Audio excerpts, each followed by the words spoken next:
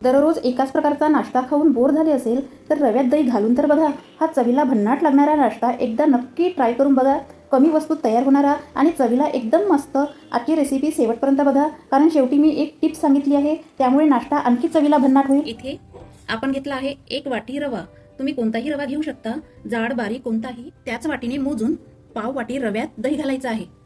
रवा आणि दही छान मिक्स करून घ्यायचं. आता रवा आणि दही मिक्स केलेलं मिश्रण या मिक्सर पॉटमध्ये घालायचं. यात 1 वाटी पाणी घालायचं आणि मिक्सरला 2 मिनिट फिरून घ्यायचं. बघा, अशी स्मूथ पेस्ट झाली पाहिजे. आता हे मिश्रण एकाच डायरेक्शनने छान फेटून घ्यायचं. आता हे मिश्रण 5 मिनिट झाकण ठेवून रेस्ट करायला ठेवायचं. त्यामुळे आपला रवा छान फुलला जातो. 5 मिनिट झाले की झाकण काढून घ्यायचं. तुम्ही यात भाज्या पण घालू शकता. मी यात काहीच घालणार नाही, प्लेन नाश्ता बनवणार आहे. यात 1 चम्मच जिरा घालायचा, चवीपुरतं मीठ आणि 1 पळी तेल घालायचं. तेलाने नाश्ता नरम होतो. आता पुन्हा मिश्रण एकजीव करून घ्यायचं आहे. अगदी नाश्ता सोपा आहे. अगदी घाईच्या वेळेत करायचा असेल तर आरामात लवकर होतो.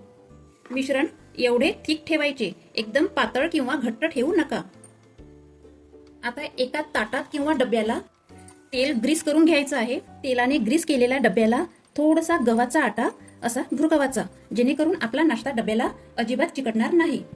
लगेच या मिश्रणात 1 इनो पुडी घालायची आहे. तुम्ही खाण्याचा सोडा सुद्धा घालू शकता. इनो पुडी घातल्याने नाश्ता आपला जाळीदार होतो. पटापट इनो मिक्स करायचं. लगेच इनो घातलेलं बॅटर या डब्यामध्ये घालायचं.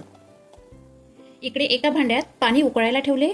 या पाण्यात एक स्टँड ठेवायचं किंवा प्लेट ठेवायची. आता हे नाश्त्याचं बॅटर या भांड्यात ठेवायचं. यावर झाकण ठेवून 15 मिनिट वाफवून घ्यायचं. आता 15 मिनिट झाले की नाश्ता चेक करून बघू. नाश्ता हाताला अजिबात चिपचिपा लागत नाही, याचा अर्थ आपला नाश्ता रेडी झालेला आहे. आता गॅस बंद करूया आणि नाश्ता थंड करू. नाश्ता थंड झाला की याच्या कडा आपण चाकूच्या साहाय्याने सैलसर करून घेऊ. नाश्ता बघा किती छान फुललेला आहे. आता हा नाश्ता आपण कट करून घेऊ. तुम्ही हव्या त्या आकारात कट करून घेऊ शकता. मी तुम्हाला एक भाग काढून दाखवते. बघा, नाश्त्याला किती मस्त जाळी आलेली आहे आणि नरमलच्च झालेला आहे. आता या नाश्त्याला आपण चटपटीत बनवून घेऊ. आता एका पॅनमध्ये 1 चम्मच तेल घालायचं. यात 1 चम्मच जिरा घालायचा आणि यावर नाश्ता घालून मस्तपैकी शेकून घ्यायचा. दोन्ही पण साईडने शेकायचा.